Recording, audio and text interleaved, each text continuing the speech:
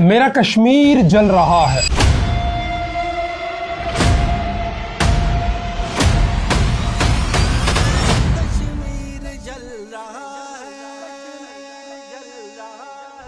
آزاد کشمیر آج ایک نازک، تکلیف دہ اور پریشان کن صورتحال سے گزر رہا ہے۔ وہ خطہ جسے ہمیشہ قربانی، غیرت، وفاداری اور امن کی علامت سمجھا گیا، آج وہاں کے لوگ سڑکوں پر ہیں، بازار بند ہیں، گھروں میں بے چینی ہے، ماؤں کے دل خوف سے بھرے ہوئے ہیں، نوجوان غصے اور مایوسی کا شکار ہے، اور ہر طرف ایک سوال گونج رہا ہے کہ آخر کشمیری عوام کو اپنے بنیادی حقوق کے لیے بار بار سڑکوں پر کیوں آنا پڑتا ہے؟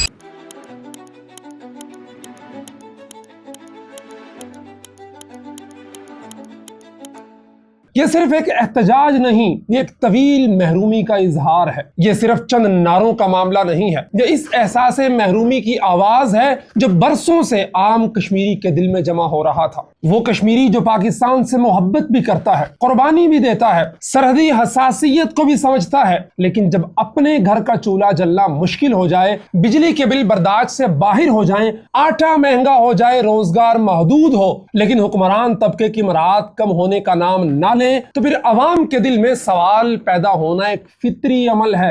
اور کشمیری عوام کوئی ناجائز مطالبات نہیں کر رہے، وہ اپنی سرزمین کے وسائل پر اپنا حق مانگ رہے ہیں۔ وہ سستی بجلی مانگتے ہیں کیونکہ ان کی سرزمین بجلی پیدا کرتی ہے۔ وہ آٹے پر مناسب سبسڈی مانگ رہے ہیں کیونکہ مہنگائی نے عام آدمی کی کمر توڑ دی ہے، اور یہ تو عام پاکستانیوں کا بھی مطالبہ ہے، بجلی، آٹا سستا وغیرہ۔ وہ حکمران طبقے کی مراعات کم کرنے، بہتر انتظامی نظام انصاف اور عزت کے ساتھ جینے کا حق مانگ رہے ہیں جو ہم پاکستانی بھی مانگنا چاہتے ہیں۔ اور یہ سارے وہ مطالبات ہیں جنہیں سننا حکومت کی ذمہ داری ہے۔ حکومت کا کوئی احسان نہیں ہے یہ سب دینا۔ کسی بھی ریاست کی اصل طاقت عوام کا اعتماد ہوتا ہے، اور جب عوام بار بار سڑکوں پر آئیں تو اس کا مطلب یہ ہے کہ کہیں نہ کہیں نظام نے انہیں مایوس کیا ہے۔ جوائنٹ عوامی ایکشن کمیٹی نے آزاد کشمیر کے عوام کو ایک آواز دی، ان کے مطالبات کو آواز دی، اور اس تحریک کے نتیجے میں جب بجلی سستی ہوئی، آٹے پر ریلیف ملا اور عام آدمی تک کچھ فائدہ پہنچا تو لوگوں کے دلوں میں امید پیدا ہوئی تھی کہ شاید اب ان کی بات سنی جا سکتی ہے۔ یہی وجہ ہے کہ آج کشمیر کے عام لوگ اس تحریک کے بنیادی مطالبات کے ساتھ کھڑے ہیں۔ آپ کو کسی تحریک سے اختلاف ہو سکتا ہے، اس کی حکمت عملی پہ آپ سوال اٹھا سکتے ہیں، لیکن کشمیری عوام کے جائز حقوق سے انکار نہیں کیا جا سکتا۔ یہ تو ہر پاکستانی کے بھی مطالبات ہیں، ہمارا بھی مطالبہ ہے۔ حکومت کو یہ سمجھنا ہوگا کہ ہر احتجاج کرنے والا شخص دشمن نہیں ہوتا ہے، ہر حق مانگنے والا غدار نہیں ہوتا ہے۔ ہر کشمیری جو اپنے علاقے کے وسائل پر اپنا حق مانگتا ہے وہ ریاست مخالف نہیں ہے، بلکہ اپنے آئینی، معاشی اور انسانی حق کی بات کر رہا ہوتا ہے۔ اور اصل مسئلہ یہی ہے کہ عوامی مطالبات کو بروقت سنجیدگی سے نہیں لیا گیا۔ معاہدے اگرچہ کیے گئے ماضی میں، لیکن ان پر مکمل عمل درآمد نہیں ہوا۔ لوگوں کو یقین دہانیاں کروائی گئیں، لیکن پھر تاخیر، خاموشی اور غیر سنجیدگی نے عوام کے اندر مزید مایوسی پیدا کی۔ یا تو معاہدے کرتے نہ کر لیے تھے تو پورے کرتے۔ اب حکومت کو طاقت کی بجائے اعتماد کا راستہ اختیار کرنا چاہیے۔ گرفتاریوں، سختی، عمومی کارروائیوں اور سب کو ایک ہی لاٹھی سے ہانکنے سے مسئلہ جو ہے نا وہ حل نہیں ہوگا، بلکہ مزید بگاڑ پیدا ہوگا۔ ضرورت اس بات کی ہے کہ عوام کے نمائندوں سے سنجیدہ مذاکرات کیے جائیں، معاہدوں پر واضح عمل درآمد کیا جائے، اور کشمیری عوام کو یہ احساس دیا جائے کہ ان کی آواز واقعی اہم ہے۔ لیکن اس سب کے ساتھ ساتھ بحیثیت پاکستانی کشمیری عوام اور جوائنٹ ایکشن کمیٹی کے مخلص ذمہ داران سے بھی گزارش ہے کہ اپنی تحریک کو پرامن رکھیں، منظم اور باوقار رکھیں، کیونکہ اس تحریک کو اصل طاقت عوامی حمایت سے حاصل ہے، اور عوامی حمایت تبھی مضبوط رہتی ہے جب تحریک تشدد، جلاؤ گھراؤ اور خون خرابے کے نعروں سے دور رہے۔